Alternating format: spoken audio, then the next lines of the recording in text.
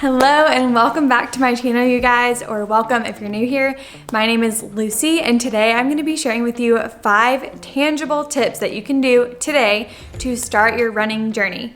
I have been running consistently for about a year now, which is crazy because I tried many times before to become a runner and it just never really stuck. So I'm going to share with you my exact tips and tricks I used to start running, and I'm training for a half marathon right now. I ran 8 miles this morning, so we are well on our way to becoming a real deal runner. So without further ado, let's jump into it. Okay, tip number 1 is really how I got into running and was like, okay, I really want to do this. And that is following inspiration. I have many people that I follow on Instagram and YouTube and just love to watch. I love to watch their running videos and their content, and it really was just so inspiring. Like, I would watch it and I was like, I want to do that. And so still now to this day, if I'm like not feeling a run or even just in my free time, like it just pumps me up to watch their YouTube videos or look on their Instagram. It's just really encouraging and so inspiring and made me want to do that. So I'm gonna tell you some of the people I like to watch and follow if you want to get your pen and paper out or your phone notes. Okay, first one is Nicole M. Runs. Next is Nick Bear. They both have YouTubes. Your running BFF, her name's Molly. She also has an Instagram and a YouTube. Those are like, I would say, my top 3 people. And once you follow them, they have like, you'll see all their friends and everything. So I have since then branched out a lot, but those are the people I like consistently come back to. Oh, and Natasha Ocean, I think is how you say it. She has a bomb YouTube channel. So definitely go follow her too. She is training for an ultra marathon. That's what your running BFF, she does that too. So those people are really inspiring and just fun to watch. They're all great people and they have like, each of them is a little different. Anyway, I turn that on before I go. So if I were you, I would immediately follow those people. I would start consuming their content and just scroll through, maybe save the videos that pump you up. I used to do this back in college when I was doing just like regular workouts too. People on YouTube that I just like loved, I would watch before I went to work out if I was having a hard time like getting motivated. So go follow them right now. Start looking at their stuff. Start playing their YouTube channels when you're just going through the motions of your day. Start thinking about it. That'll get like your brain spinning and being like, okay, this might be cool. Like, this sounds fun. This might be something I want to try. So that is tip number 1. Okay, tip number 2, and I feel like this is such a good tip, at least it worked like a charm for me, is to pair your run with something fun or something you enjoy. So for me personally, that was getting an iced coffee, like from a coffee shop. So what I would do is plan my run. Say I wanted to go run around noon. I would plan my run and go around my neighborhood, and then right when I got back, I would load my dog up in the car and we would go to a coffee shop and get an iced coffee. It was such a treat. It made me so happy, and it still does to this day. Still now when I go on a long run, that is what I do right after. So this is like a habit stack trick. So whatever it is for you, it could be going to Sonic, it could be going to romp around Target, it could be, I don't know, think of whatever you like to do. Plan your run in the day and plan it when you have time to go do what you want to do after. It might even be like taking a hot bath with Epsom salt. I definitely do that, and that just, oh, I love it so much. I get that, I get my apple and peanut butter little mixture, I get my element, and I just have myself a moment, and it is so nice and so relaxing, and I find it just so much even more enjoyable after I've done this hard thing. It's like, okay, I'm gonna go do this hard thing, I'm gonna push myself, I'm gonna work really hard, and then I get a reward. And that made it so much easier. It was like an incentive to go.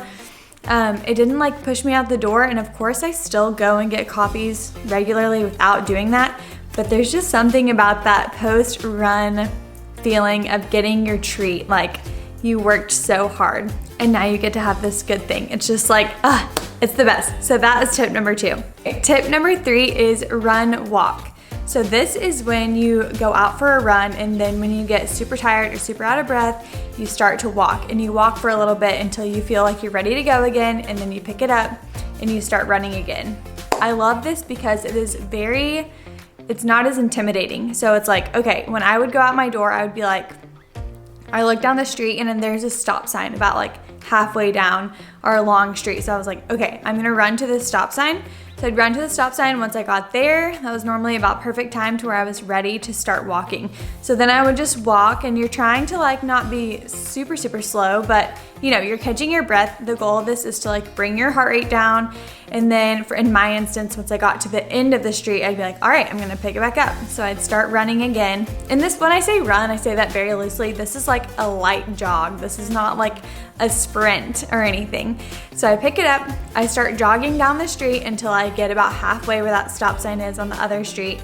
And then I would walk again until I got to like the end. And this is kind of like the method I would do for a while, and that I've heard a lot of people and professional runners who coach people recommend when you're first starting out, because honestly too, it's not good for you to just start running and your heart rate just gets super sky high and you're running, your heart's beating, your knees are hurting, your feet are hurting, and then it's just like a negative experience overall, and your brain's like, I'm definitely not doing that again. That was actually miserable, and you're sore and it's just not fun. So start small, start with running and walking in increments, and do what you need to do. Say if you like to set a timer and like exact numbers, okay, maybe you set your running for 30 seconds and you're walking for 30 seconds, and every 30 seconds you just change. Then you can progress from like, okay, I'm gonna run for 45 seconds, walk for 30 seconds, and do that for a while until you feel ready. Then maybe you run for a minute and you walk for 30 seconds. And you can kind of just change it that way and progress along. I feel like it's so beginner friendly. It's what I did, it's what so many people do, and it makes it a fun experience too. Like you're able to not literally hate your life. It doesn't feel like you're back in high school getting punished for whatever you're getting punished for in this sport, having to do suicides. We're not doing that here. We're playing the long-term game, and this is a perfect way to do that. Tip number 4 is to get a good podcast. I don't know if you're into podcasts like I am. I am a podcast fiend, but they are truly life-changing. There are so many amazing podcasts out there with awesome information, just like about literally anything. I love to listen to health and fitness podcasts and just like wellness in general. But there's some really great running podcasts I've now gotten into.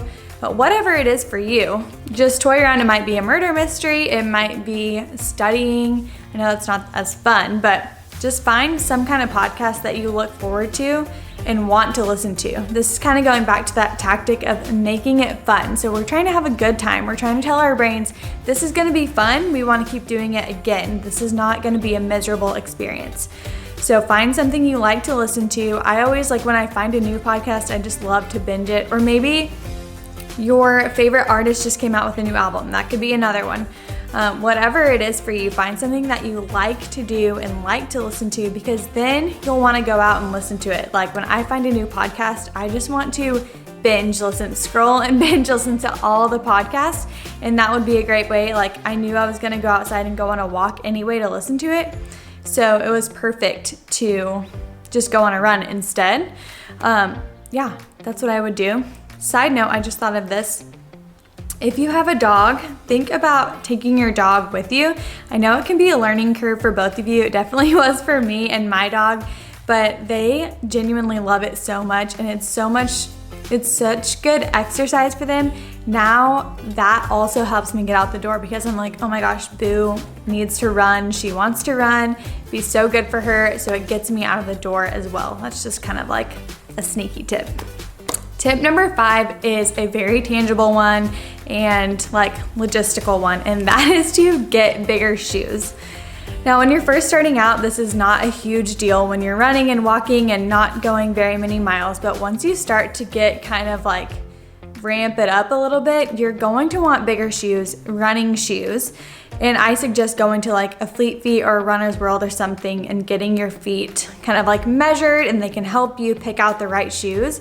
I typically wear a 7 in my shoes, and I think my running shoes are 8s. Yeah, they're 8s.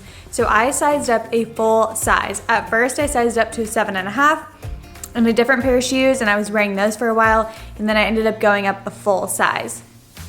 If you don't do this, you can get bunions, you can get, your toenails will be black, like all kinds of things. So just take my advice. You're gonna want bigger shoes. Don't tie them too tight. Your feet are gonna go numb. I did that too. But that's not like you have to do day one, but I definitely suggest if you are sticking with it, that will make your running experience so much better. Okay, and then the last kind of extra tip is to just decide.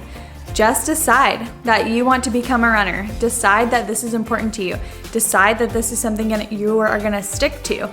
Decide that this is gonna be part of your identity now. That is truly what I did. People ask me, have you always been a runner, blah, blah, blah. No, I didn't. I didn't run cross country. I didn't do any of that stuff. I truly just got inspired and was like, I want to do this. And I did, and I am doing it. So truly, if you make your mind up, you can totally do this.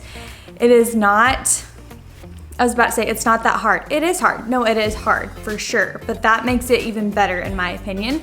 You can do hard things. And when you're out there running and you're building so much confidence because you're doing a hard thing and you tell yourself, I am so tough, like I can do hard things. Then when you hit other obstacles in life that are hard, you already know you have it in you because you do it all the time out on the pavement. So that's just my little pep talk and advice, sisterly advice here. Just decide you're gonna do it and do it.